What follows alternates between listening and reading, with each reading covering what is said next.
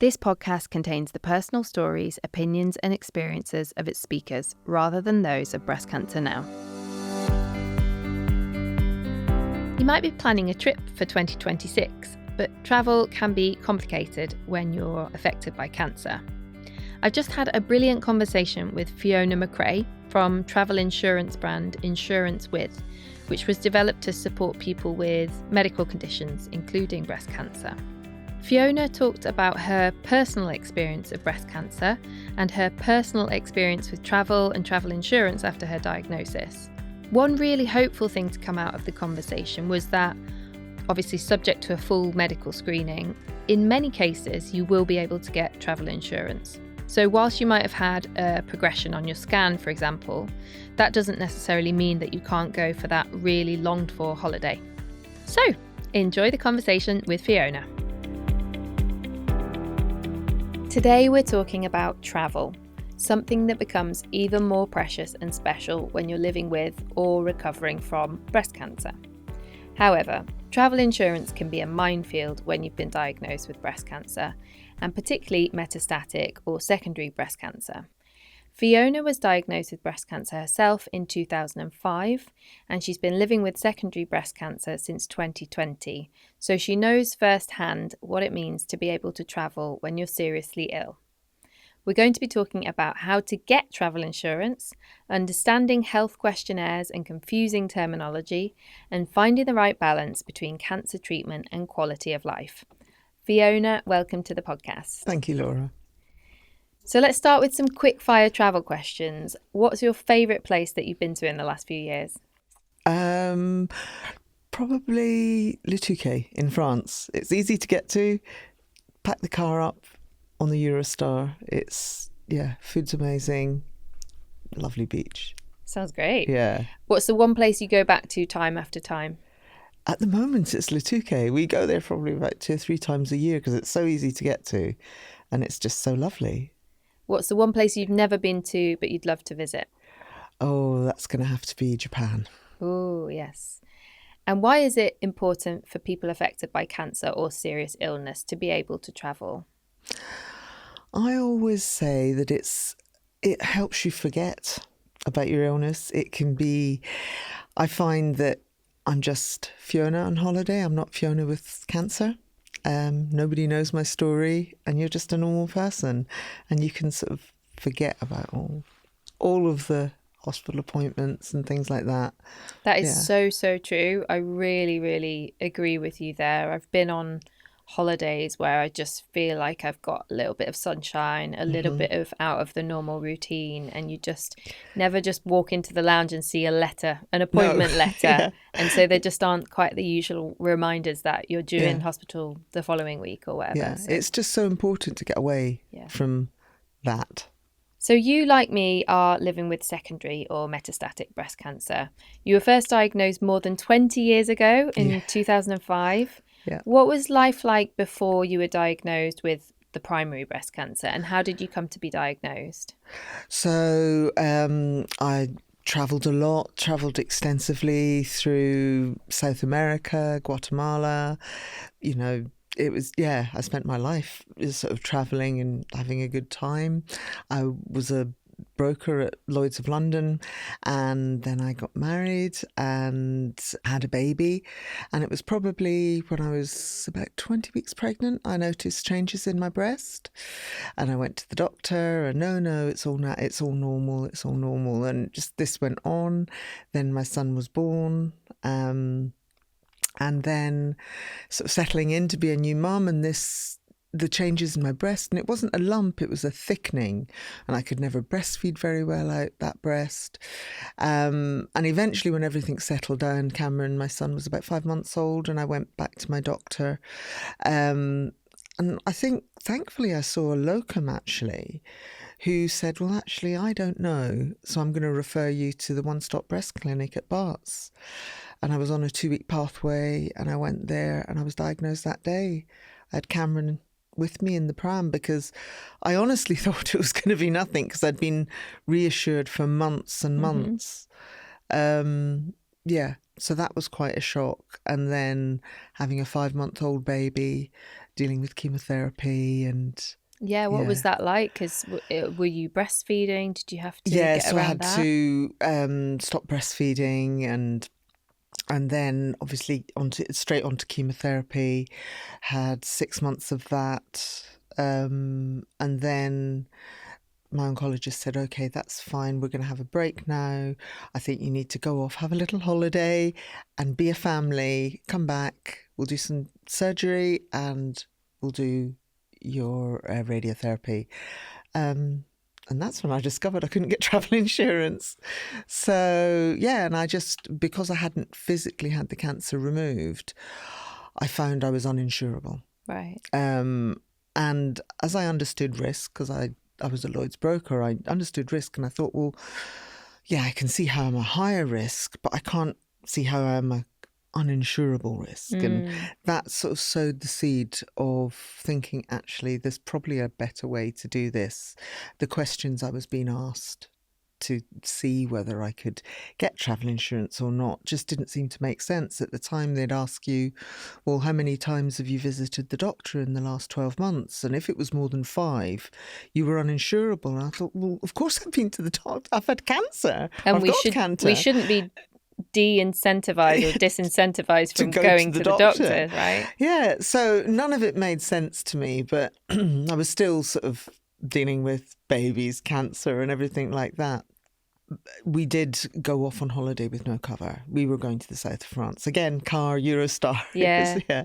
That's where the seed was sown. Okay, well, we'll talk about the insurance company that was born from that moment in a little while. But just going back to your cancer diagnosis. So your son that you talked about there, who was a 5-month-old baby, has just turned 21, which feels super symbolic. It was just so symbolic because I remember him in the room. He was in the pram with me when I got my diagnosis, and I remember looking at him in this pram and thinking, I don't know if I'll ever see you go to school, because, and then all of a sudden I've seen him go to school, finish school, A-level, secondary school, start university, and then turn 21 on Friday. Yeah. Well, congratulations. Thank you. That's a real milestone, isn't it? It was a massive milestone. I think the next one's seeing him graduate. Yeah. Hopefully. Well, that's not too far off. No. So you had treatment for your primary breast cancer, and then sadly, during COVID in 2020, you did find out that you had secondary breast cancer. Yeah. Was there a lead up to that, and how did you find out that it had come back? Yeah, so I took a hormone blocker, Antrasol, I was on tamoxifen for 2 years, and then I was in a chemical menopause, so they moved me to Antrasol for a further 8 years. After about 3 years, I think looking back now in retrospect, there was changes that I should have been alerted to, like, sort of along my mastectomy scar and things like that. And I wasn't probably as vigilant as I should have been. What sort of changes along your scar? There was almost what I thought was a little spot, but it didn't, it was like a little, again, it wasn't anything specific, but I probably should have got that checked out. But it was really a cough that didn't go away. And I had a lung x-ray and it came back clear. And I was being seen so they said, well, it must be asthma, allergic to asthma. So I was seeing a respiratory consultant about that. And it was only when we couldn't get on top of the asthma, she decided to do a scan. And that's where we found lung mets. Right. And then I had a further PET CT scan and they found it in my bones as well. Wow. And that was in 2010? 2020. 2020, sorry. Yeah, so that was 15 years from my primary diagnosis. Wow. And what happens with lung metastasis? Because I don't know too much about that. I know a bit more about bone because that's what I have, unfortunately. But with lung metastasis, what kind of treatment is available? It's the same as sort of bone. So I'm on palbociclib, letrozole, and thankfully it's put it all to sleep. Okay, and amazing. it has been, for the past 5 years. Touch wood. That's fantastic news. Yeah. And how did it feel finding out 15 years after that initial primary breast cancer diagnosis that it had come back and spread? I was completely shocked. I always say to people, I thought I got away with it. And I knew that at the back of my mind, I'd heard of some people that it had come back, 10, sometimes 15, sometimes 20. But when I spoke to my doctors, they would say, yeah, but you've got to be quite unlucky. But the more I meet people and talk to them now, it's not really unlucky. There's quite a lot of people it happens to. Absolutely. I think we meet more people because because it's happened to us. So Yeah. I don't want to scare anyone to think that it's going to happen to them. But No. it is, of course, always really important to just look out for those signs and symptoms of secondaries and anything. You talked about a cough that didn't go away. Yeah. And that's the element that we need to be aware of, isn't it? The doesn't go away element, because everyone gets a cough every so often. But if you've still got it after 2 months, then you really need to get it checked out. do it. But what I do also want to add is, that secondary breast cancer is also very treatable. And it's an immense shock, and you look at old data and you just think, that's it. Yeah.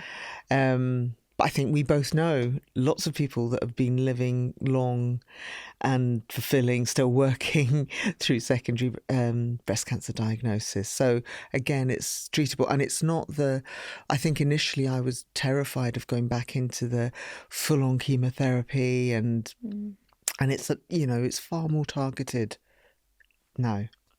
Yeah, I think that's the thing about a lot of people I know who have secondary breast cancer is that we're having treatments that are a little bit kinder because they're long-term, they're full-life treatments.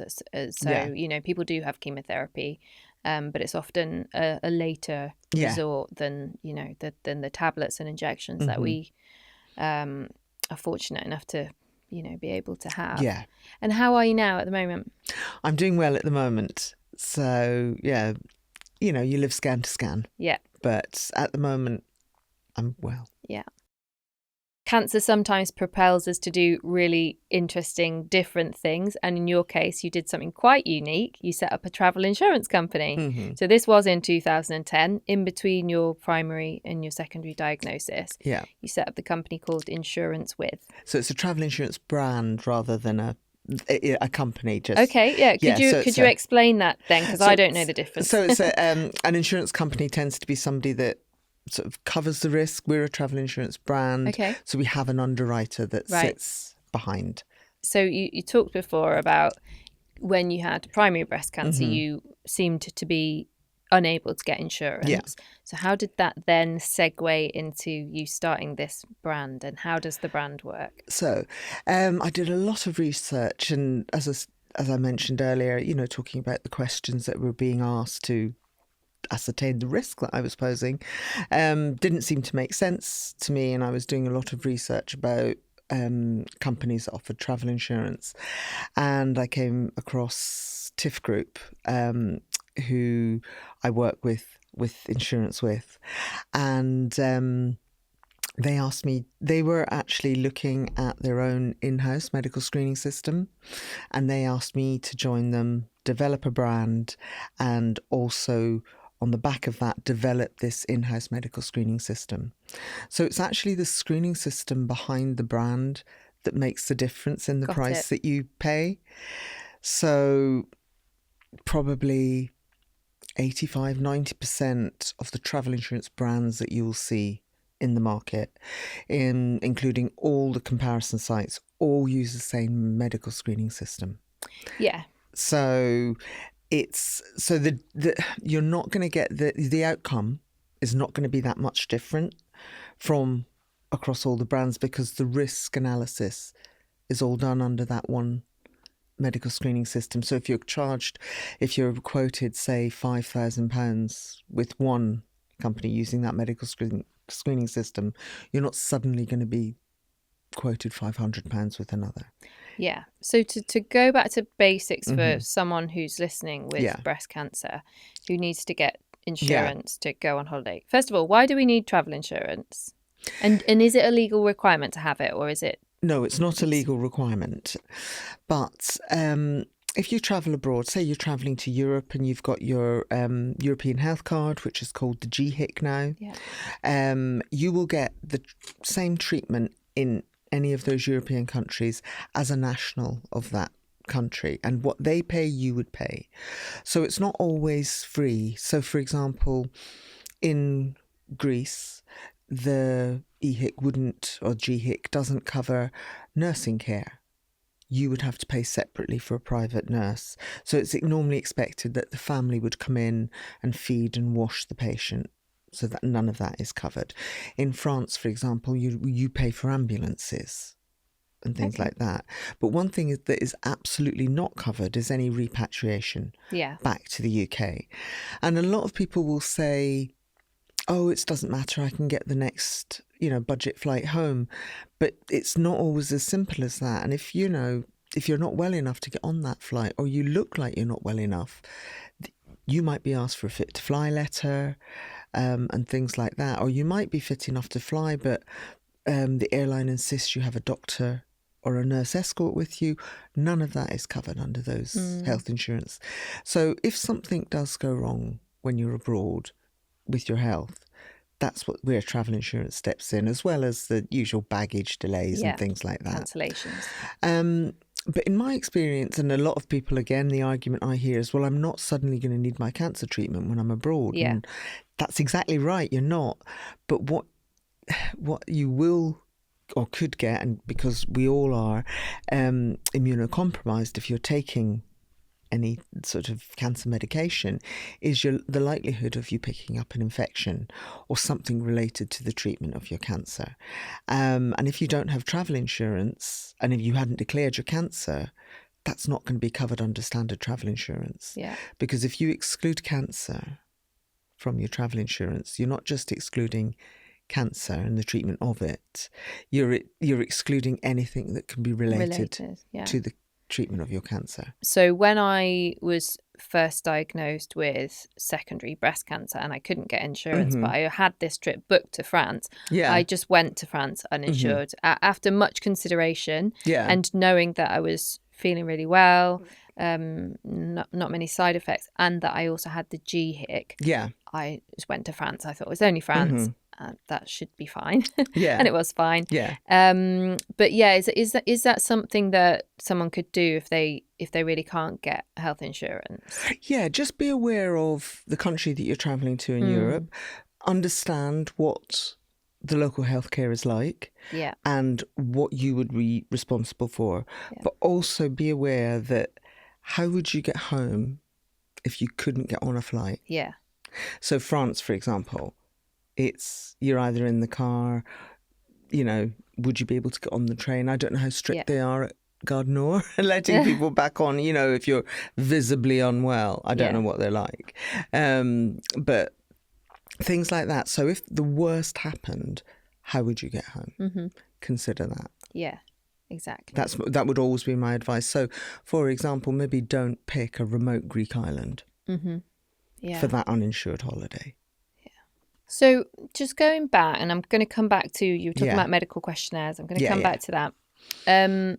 So when I had my primary breast cancer in 2012, and I was cured from that to all intents and purposes for almost 10 years. And during that, immediately after I finished chemotherapy, and I think it was harder to get travel insurance. But once the cancer was clear, especially after a couple of years, I started to travel again, and I got travel insurance for a normal price. So I could probably get annual travel insurance multi-trip for £55, which was amazing. But I'm fairly sure, and correct me if I'm wrong, that it excluded cancer. So if anything to do with the cancer, my cancer were to come back, or anything related to that breast cancer that I had would not have been covered. Is that a thing?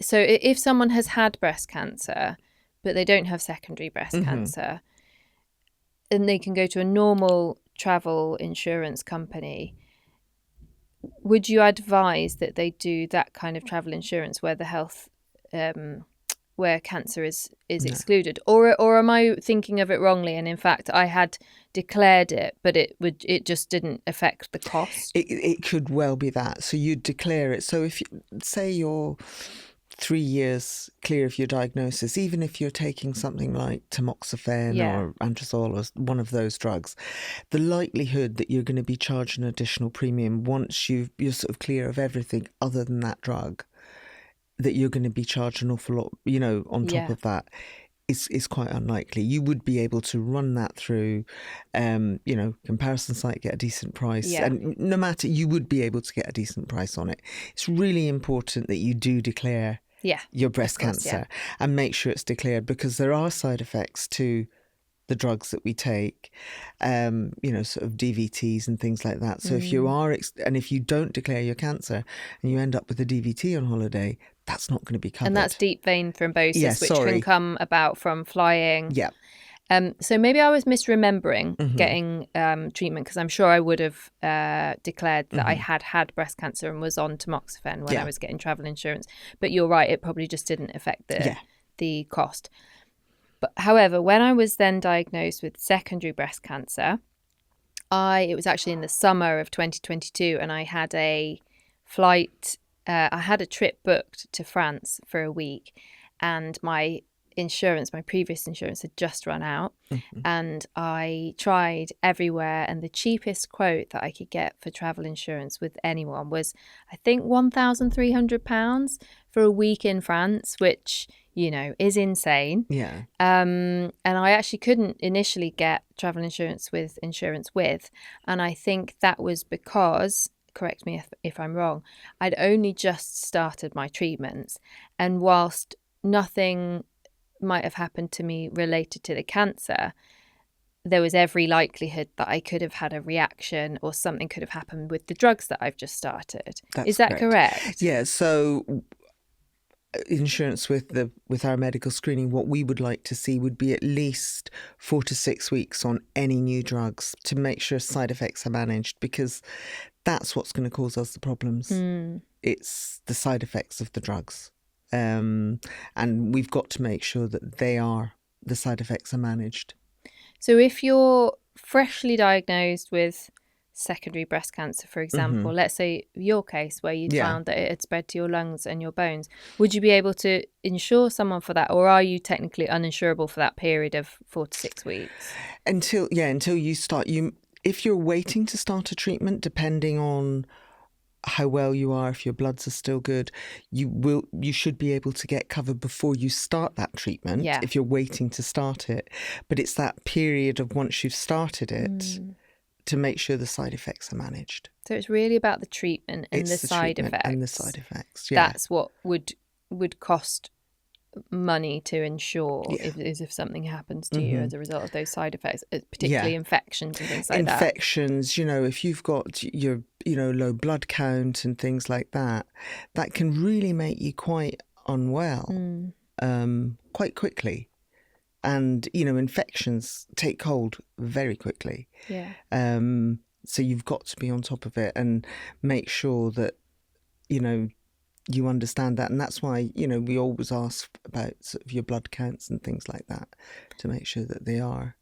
And is that the same for someone with primary cancer, but they're going through chemotherapy, for example? Yeah. And can someone travel and be insured if they're having chemotherapy? Yeah, they can. But again, they've got to at least have the first one under their belt to make sure that side effects are managed. Yeah. And they understand, when's the best time for them in that period. Because one thing they don't want to do is go on holiday and end up just spending it in their hotel room because they just feel awful. Or in hospital. Yeah. Or even you just feel under the weather and don't feel like doing anything. So you end up staying in your hotel room. So it's always good to understand what is going to be your good week.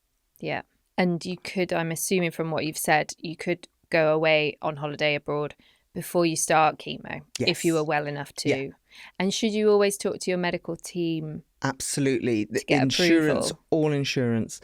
If your team doesn't agree with your travel plans, your insurance would be null and void. Right. So there's a question in that medical questionnaire, which I'll ask you about now, that says, has your medical team advised you not to travel? I think it's something like that, isn't it? And if you say yes, then you wouldn't be offered cover. Got it. Okay. So you just wouldn't be offered it. Right. So talk us through that medical questionnaire. So basically you go on the Insurancewith website and you put in your name, your date of birth, the dates that you want to travel, and then you get asked all these medical questions. So we're the Insurancewith medical screening, which is our in-house brand called Protective, where we're different. We ask what medication you take. Yes. So that sort of helps people to put all their because they know their medications, and then we link the condition to that medication. And it's sort of a bit of an aid memoir as well for people to remember, to help them to declare everything. So we ask the medications first, and then we'll start asking questions. And we ask a lot more questions than anybody else. But that's because we want to understand the risk of that person. Yeah. It's trying to get that personalised risk instead of saying, well, everybody with secondary breast cancer is the same risk, but we're not. Yeah. We're all different risks. And as you know, cancer's a very individual condition, and we all react differently to our treatments and things like that. So it's about trying to understand that person's individual risk, and that's why we ask a lot more questions. Got it. And then based on the result of that questionnaire, screening, you then get a quote for this is how much it's going to cost you for either the week that you're going away to wherever you're going in the world, and there's different costs according to different countries that you might travel to, different levels of cover. And then you can also, there may also be an option if you want annual multi-trip insurance, which is something I have now managed to get. So it was actually, luckily for me, it was only those, I think the first few weeks after I first started my treatment for secondary breast cancer. And I'm sure if I need to change my drugs to change to a new treatment, I would then probably not be able to get insurance again for a while, perhaps. Until you were stable on your new drugs. Exactly, yeah. But since then, I've been able to get annual multi-trip insurance with Insurancewith, which has been fantastic. But it does mean that I've been through this medical screening many, many times. So it asks you what drugs you're taking. And then from those drugs, it says, okay, well, you're taking letrozole. So is this related to secondary breast cancer? And then it will says things like, what was the outcome of your latest scan? Has the cancer shrunk? Has the cancer completely gone away? Has the cancer remained stable? Has the cancer grown or progressed? And they're quite scary questions. It's quite daunting to go through that medical questionnaire. But as you said, it really asks you those questions to figure out where you're at. The risk. And we've done a lot of work with users, charities, to try and help so the questions aren't triggering. And we've done a lot. We need to ask certain things, and we do need to understand the outcomes of scans. And we do recognize that it's a difficult question, but we still need to understand that. If we don't, we just got to assume that everybody's had progression then, and you're all in that risk rating. Of course. And that's not what we want to do. And even if you have had progression, that doesn't mean you're not going to get cover. No. What would sort of prevent you getting cover at that stage would be if you've just started the new drugs for progression. If they're saying, well, actually have a break, then start your new drugs, then you can get cover. So it's the drugs really. And, where you are in that cycle, that's sort of what we're more interested in, because it's the side effects that are really going to give us the problems. And speaking of the side effects, so one of the really big ones that you mentioned before is immunocompromising drugs. And one of those, for example, that I'm taking is ribociclib. And it means that I have really, really low neutrophils or white blood cells, and can be very often neutropenic, which, is when your body basically can't fight an infection. So often if I go somewhere long haul or really far away from home, or somewhere that I know that I'm not going to be in a big city and I'm not going to be easily close to a hospital where I could get treatment if I needed it, I will discuss with my medical team to have a treatment break. Yeah. So it might be just that I stop.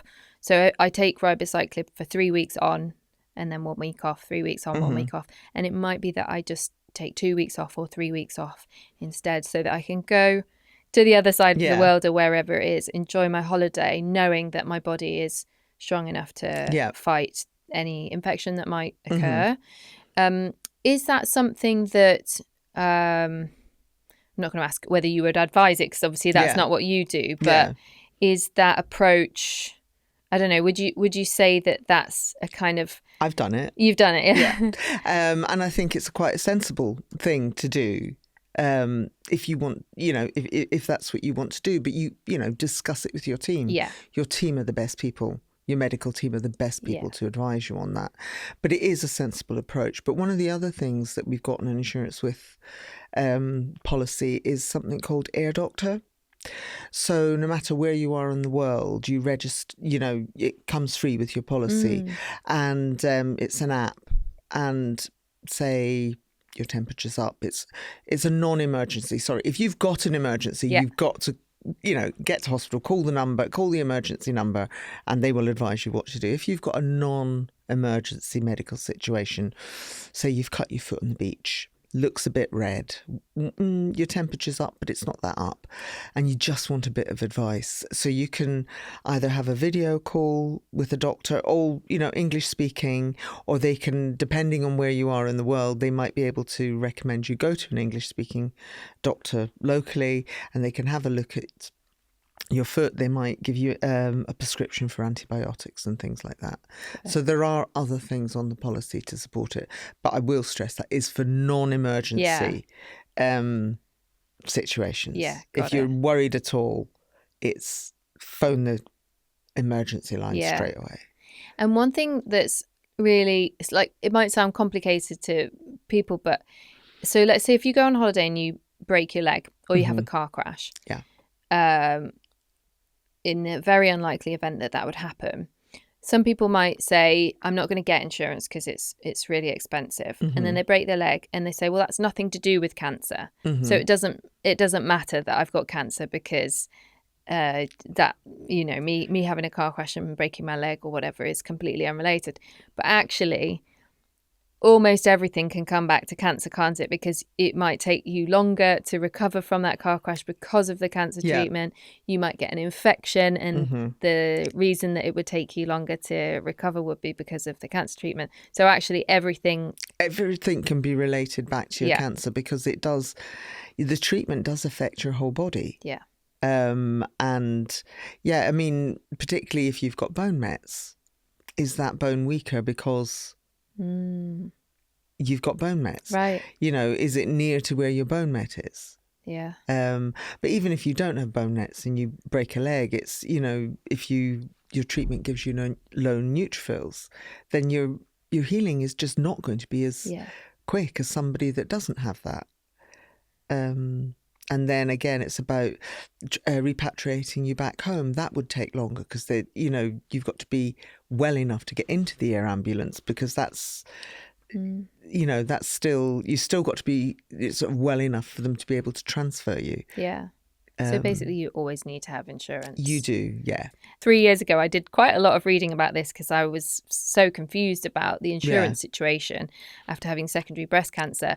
And I seem to recall something like, if you are in a really bad accident, or if the very unlikely event that you die on holiday somewhere really, really far away, I think it can cost hundreds of thousands to have your body sent back, or just to be repatriated if you're alive but very, very unwell. And actually that is completely outside of most people's reach. Yeah. If they don't have insurance.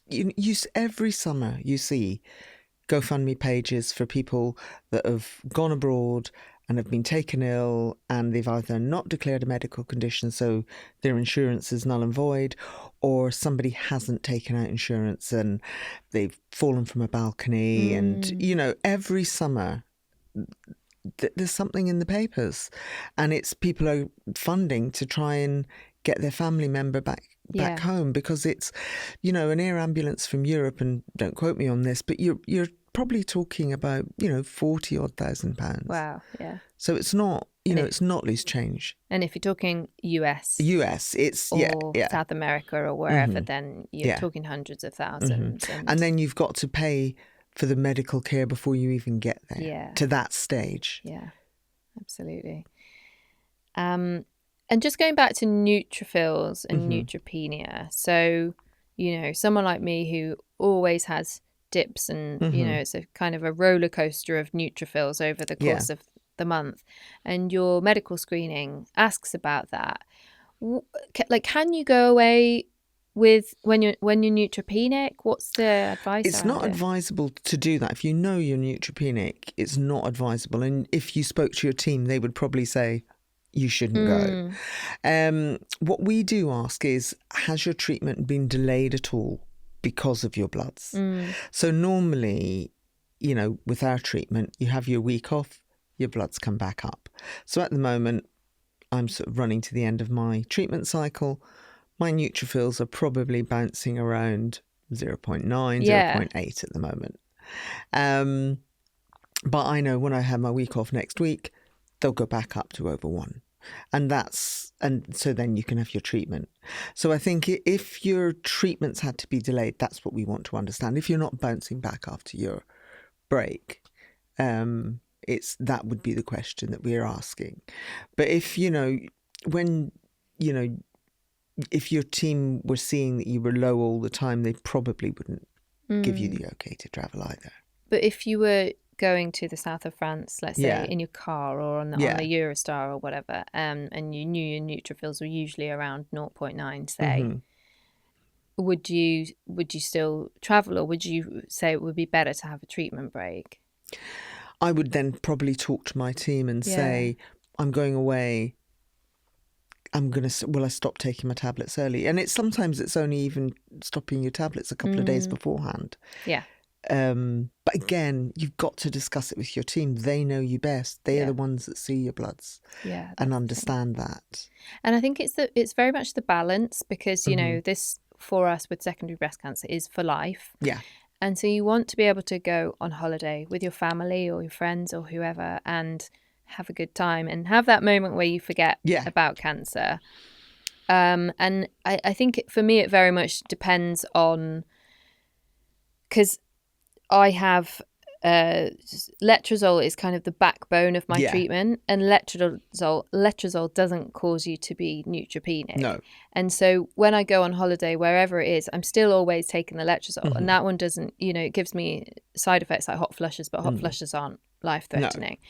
So I can stop the ribociclib for a couple of weeks without concern that my cancer's going to suddenly come back, because that's not the main drug keeping the cancer at bay. But obviously, if it was a case where someone's having chemo, or they're only on one drug and they need to be able to stop that drug, and they want to go away for a month or 6 months or whatever it may be, then that's, I guess, where you'd have to have a real conversation about, you know, is there a risk that by stopping this treatment, your cancer could flare up? So, you really need to talk to your team. And as I say, they know you the best. They understand you, where you are. They see the scans, the bloods. They'll be best able to decide, you know, how long a break you can have. I mean, lots of people on chemotherapy jiggle around with it so they can have a holiday and feel well on that holiday. And that's perfectly natural. And they do all that with their team. Just say, oh, can I delay it for a week? Yeah. So one of the key questions really is, has your doctor said it's okay for you to travel? Yeah. Yes or no? And if the answer really is no, then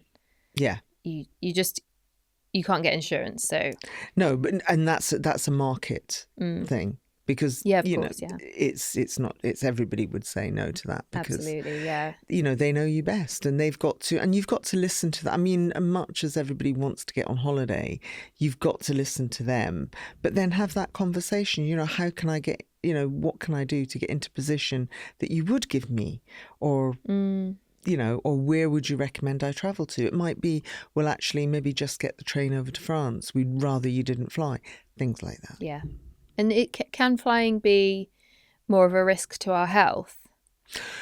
I always say that you see what happens to packets of crisps when you go on an aeroplane. Oh, yeah. That's your body's doing that as well. So is it compression when you fly? Compression, I think. Yeah. When you fly.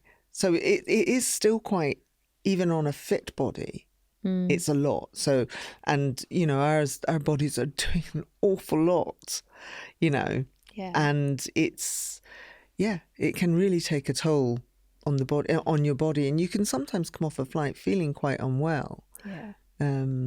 I know certainly that I have travelled lots of times and come off a plane and found that I've got a really bad cough and cold or whatever, because I think whether it has an effect on your immune system or not, I think just being in an enclosed space with lots of people, inevitably there's always someone coughing around always. you. And do you have any thoughts on masks? Do you wear masks on planes? No, but I did consider it this time, just because there was so many. We've just come back from holiday, and it was just after all the kids have gone back to school, but there was loads of toddlers on our flight. Yeah. And, they're walking colds at the best of times. And I just thought, I probably should be wearing it. I didn't, but that's what really prompted me to think about it on the flight home. So many toddlers.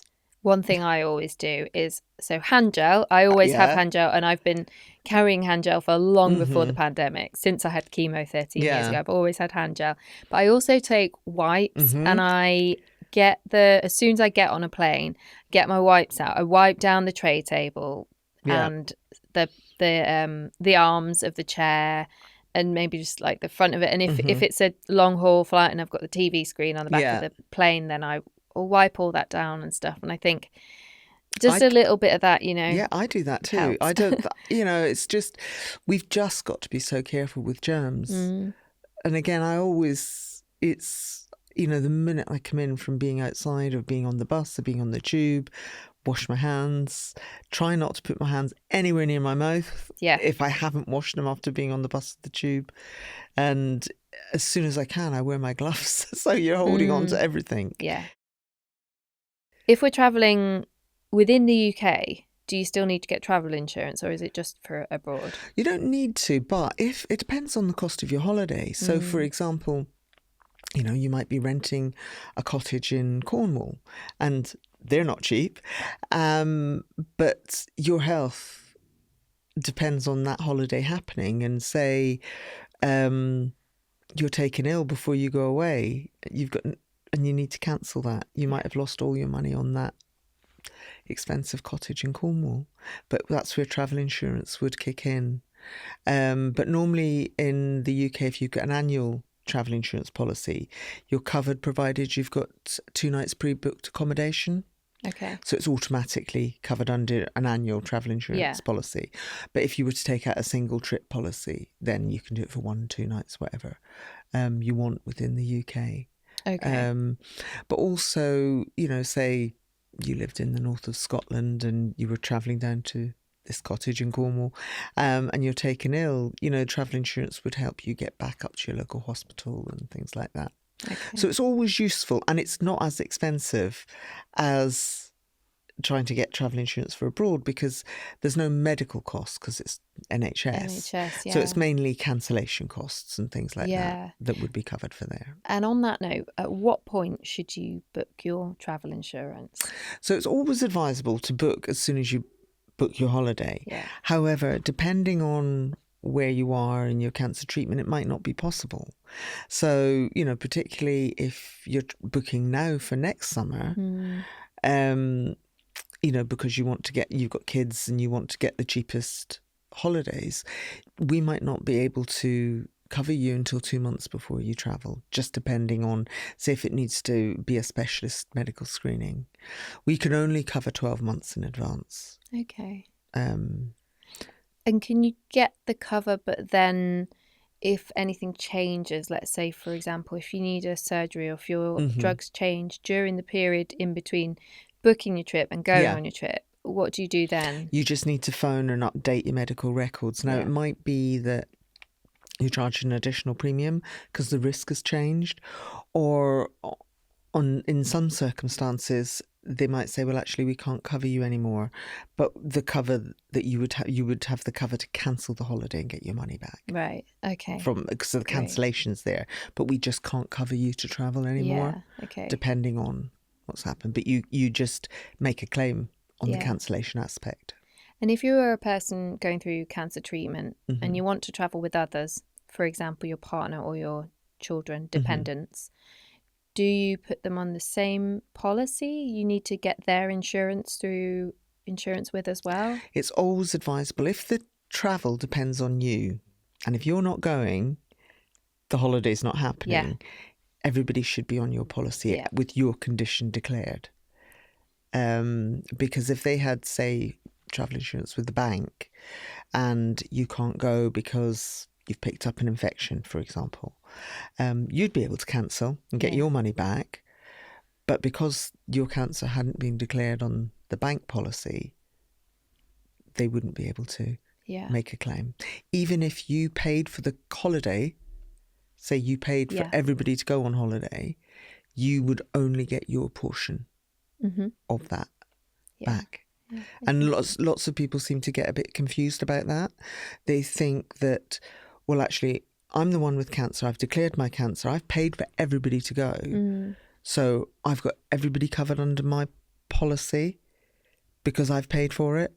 But that's not, it's only you that's covered under. You've got to name the people on that policy. Yeah. It's a lot to think about. It's an awful lot to think about, and that does trip a lot of people up, especially if they're making a cancellation claim, and then they find out that it's only them that's covered. Yeah. And are there certain countries around the world where it's even more expensive to get coverage when you have a cancer condition? Not a cancer condition. It's travel insurance. So the most expensive country for travel insurance is Mexico. Yeah.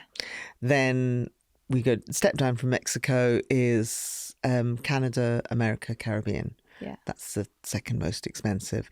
And then it would be the rest of the world. Yes. Sort of cover after that. And then Europe, or sometimes Europe excluding Spain and Europe including Spain, because Spanish healthcare is very expensive. I see. So that's why Spain is sometimes not included. You've got to include it rather than, or you can buy a Europe policy excluding Spain. Yeah. And that will be slightly cheaper than a Europe policy including Spain. And why is Mexico so much more expensive? Health costs, again. Okay. Really, really expensive health costs. Okay. And what about mental health? So, for example, I think a lot of people just wouldn't think to declare mental health issues when buying travel insurance. But this is something that's come up with me, because when you put your drugs on the Insurancewith medical screening, I am taking an antidepressant because it's come from my secondary breast cancer diagnosis. Yeah. And I actually don't know many people with secondary breast cancer who don't have some kind of related depression or anxiety, because it really, really affects you emotionally. Yeah. But where does that come in terms of travel insurance? You should, I mean, again, it's a really underdeclared condition. And, you know, we always stress that if you've got a mental health condition, you take medication for it, you should declare it on your travel insurance. But you should also, you know, research where you're traveling to, and depending on what your mental health condition is, understand how different countries treat mental health conditions. Can you explain? Is there an example? So it's really, you know, I don't have that sort of, you know, if you've got sort of maybe a schizophrenia or something like that, and you might have an episode when you're abroad, sort of the understanding of that type of mental health, say in Far East countries, would be less. And, you know, the how you would be treated in hospital would not be what you would expect in this country. Okay. Things like that. So just you think about and look at, you know, Mind's a great charity and they've got some great pieces about travelling with mental health conditions and things like that. Yeah. So it's always advisable to do your research and look at the countries that you're travelling to, particularly, different countries in Far East and things like that. Yeah. They don't sort of treat mental health the way we do in this country. And your experience will be quite different. Yeah. Even if mental health issues are just another side effect of your breast cancer treatment. That's it. I'm talking about the, severe mental health conditions. Okay. It's, as we were talking about that. But normally, with, us taking antidepressants and things like that, the chances of us having a sort of episode when we're away is quite remote. Absolutely. Because it's, that's why we take the pills. Yeah. to manage it all, And also, if I was on holiday the whole time, I probably wouldn't need to take them. Yeah. Okay. And so there are a few quite specific and difficult examples to look at with insurance. So there is a question about, I think, whether you've been given. Well, actually, I had a question around the word terminal in insurance terms, because we can use the word terminal as a synonym for incurable or metastatic or secondary. But actually, am I right in thinking that in insurance terms, terminal usually would mean that you've been told you have 6 months or less to live? There's no... Yeah, so terminal is really an unhelpful term. Yeah. In insurance, it's something we don't use. Okay. Because it is unhelpful. It's not even, I think, your doctor giving you the news that you've got a secondary breast cancer. I don't think they would use the word it's terminal. No. I don't think it's even defined what terminal is in the NHS. So it's so loose and nobody really understands what it means, and it's not defined. And, the NHS don't say, by terminal we mean X, Y or Z. Yeah. They just don't do it. So we find that really unhelpful. But I see loads of people asking that question. Yeah. And again, it's an industry thing. They will say, have you been given a terminal diagnosis? Yeah, exactly. Yes or no. But again, it depends on, have you been given 6 months or less to live? Well, it actually depends on if you've asked or not. Exactly. Yeah, so, it really does. If you don't want to know, you don't ask the question. Yeah. That information is not going to be volunteered to you. Yeah. By your consultant. Yeah, got you. So, I think that was something that came up for me on other insurance sites, health screenings. But what comes up on the Insurancewith form is, have you reached a point where the doctor says you cannot be cured, so treatment is intended to extend and or improve the quality of your life? Yeah. So in that case, can you still insure someone, or is that an automatic no? No, that's just us trying to understand. Okay. Where you are. Have you got an incurable disease, basically? Yeah.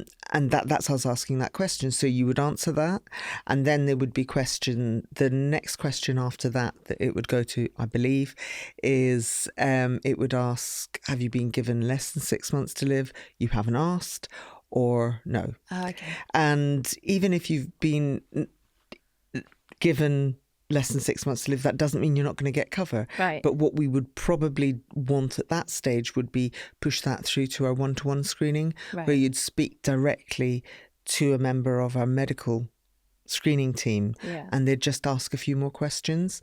If you say you don't want to know, that would still flip through to online and would ask a few more questions, understanding where you are with your bloods and things like that. Okay. Because I guess what I'm asking with that is, end of life, the very difficult point that people do reach, obviously. It often at the end of life, if someone is well enough to go on maybe a little trip, they might want that trip of a lifetime just to make some memories with their loved ones. And so it is, you're saying it is So possible, it is. not So in that's every why, case. not in of every course, case, no. But that's why we recognise that, and that's why we basically take that offline and talk to the person, understand, you know, what were your last bloods? Where are you? Ask them far more detailed questions. We might restrict where we're willing to cover them for. So if somebody said, well, I want to go to Florida and swim with the dolphins, and it'd be like, no, you know, you're immunocompromised and not that long flight. But we can cover you to go to Europe. And things like that. So it's, again, it might restrict where you can go to, but not necessarily. It depends on. But again, I know people that have also been given less than 6 months to live, you know, 2 years ago. Yeah, exactly. And they're still going strong. And so, yeah. So that's what it needs. We just need to ask more questions and understand. Okay. So so if you just can't get insurance, but you're desperate to travel and you really think that it's important for your quality of life, then it would be a case of going at your own risk, but choosing somewhere that you realistically could afford to get home from. And easily. Yeah, because it's, and don't think you can get on a flight. And we're really talking in this conversation about worst case scenarios. Chances are that will happen is remote. But when it does, it will cost you a fortune. Yeah, absolutely. On some of the more difficult questions, I guess, can it be harder to get travel insurance if the cancer has spread to certain places, like, for example, the brain? The outcome now for brain mets is so much better than it ever was.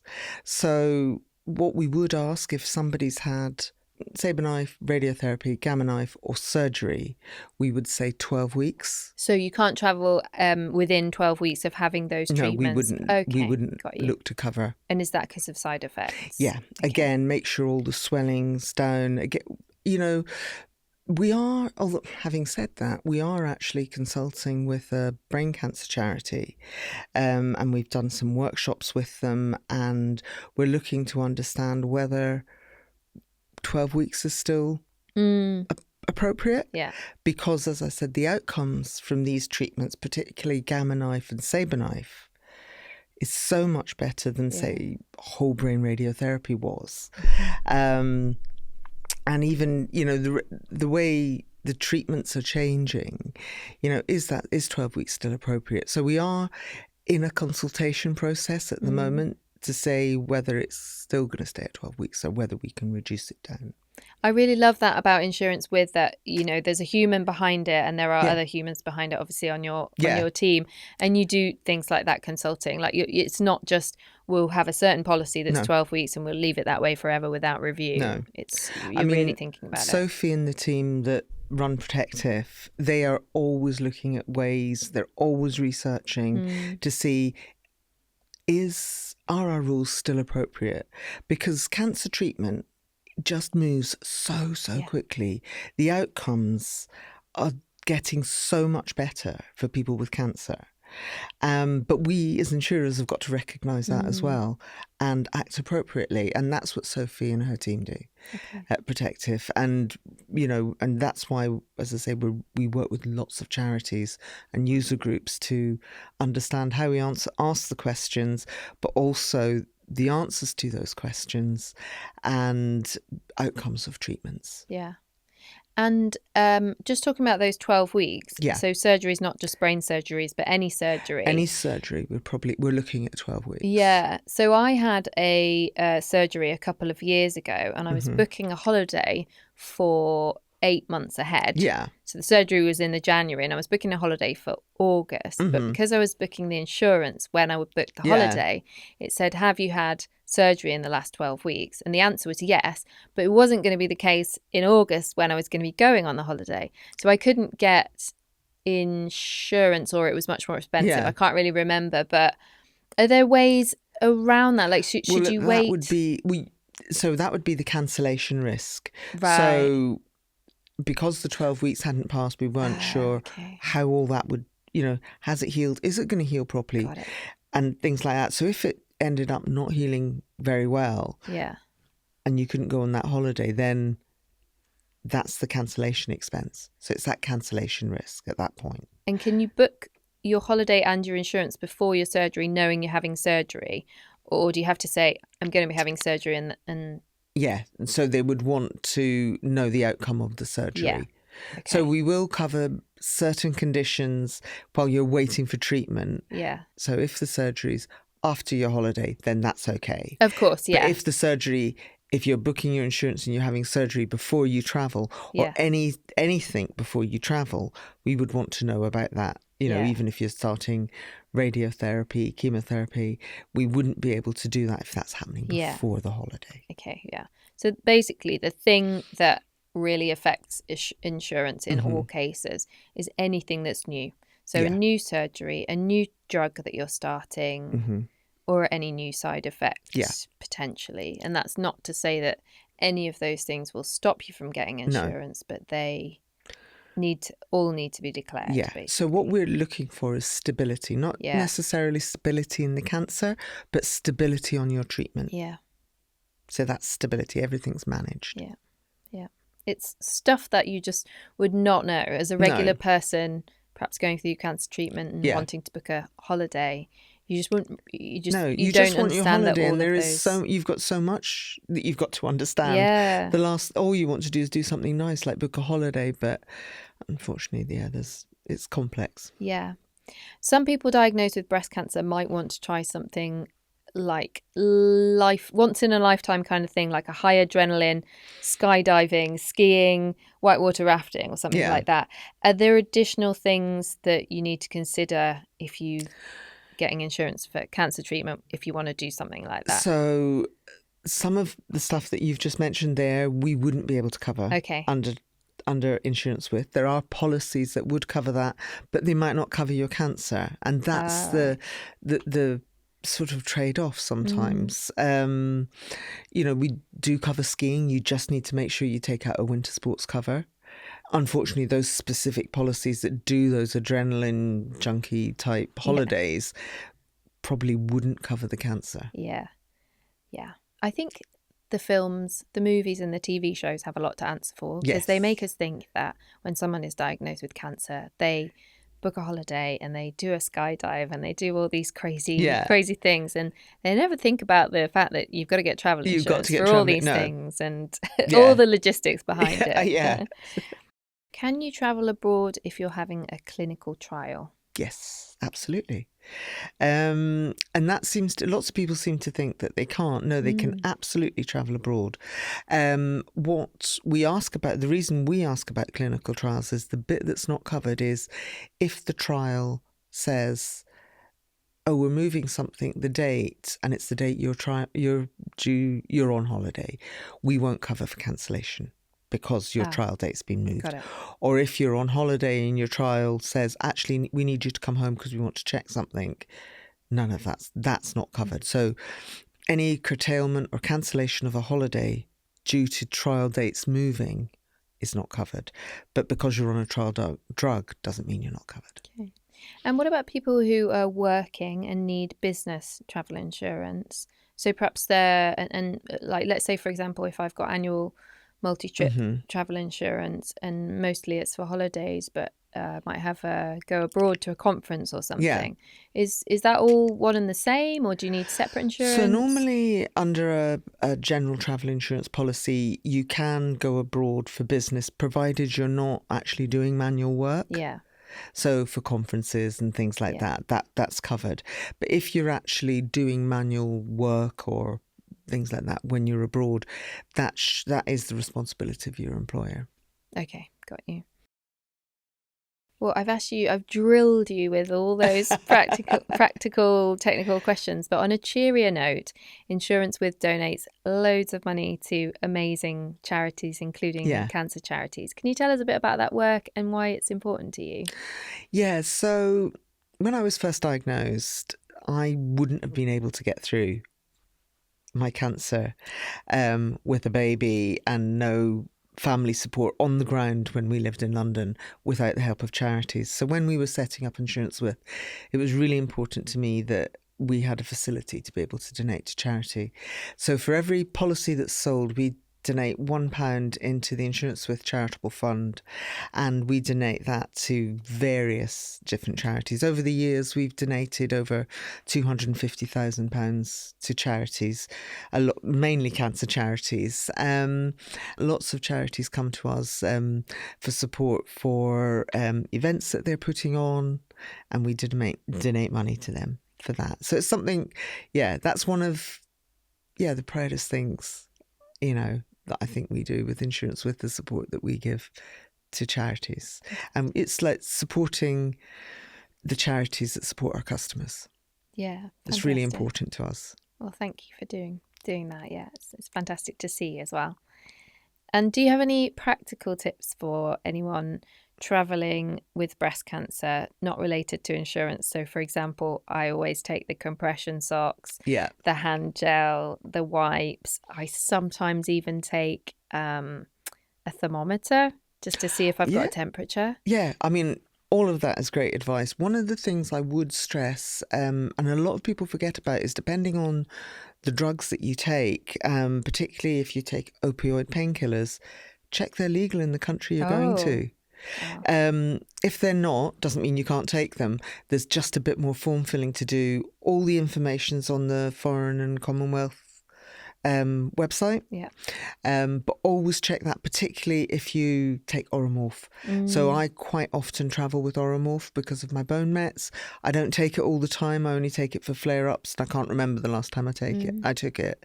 But again, some countries you need to have filled a form in before you can take that.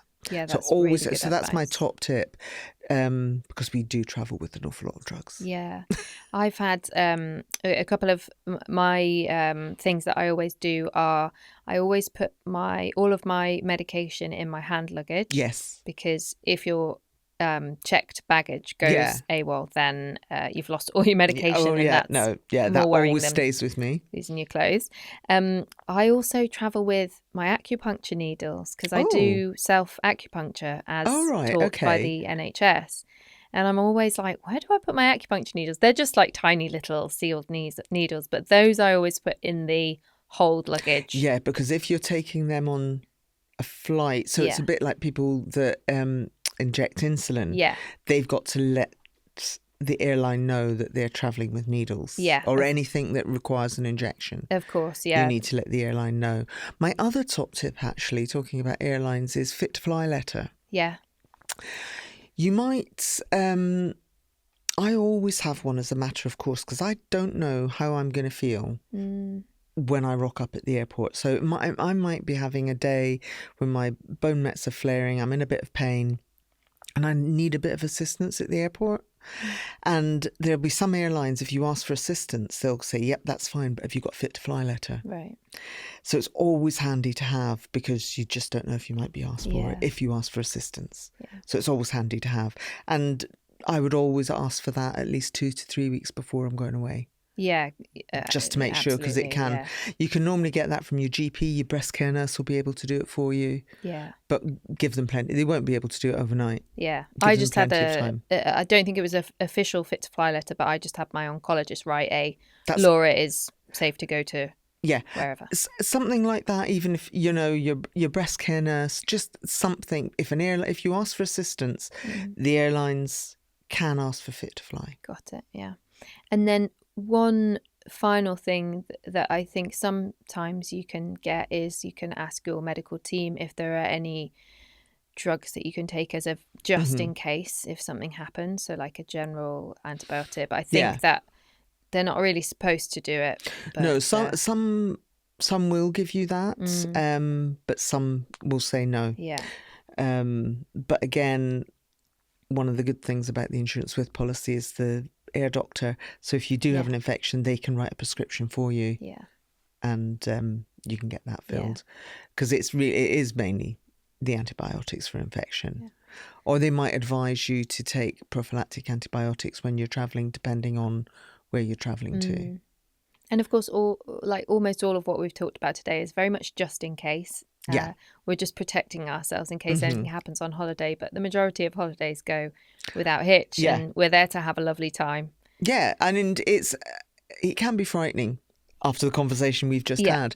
But trust me, the chances of things going wrong like that are very remote. Yeah, absolutely. And the insurance is there just in case. But when it does kick into action, you're always glad you've got it. Yeah.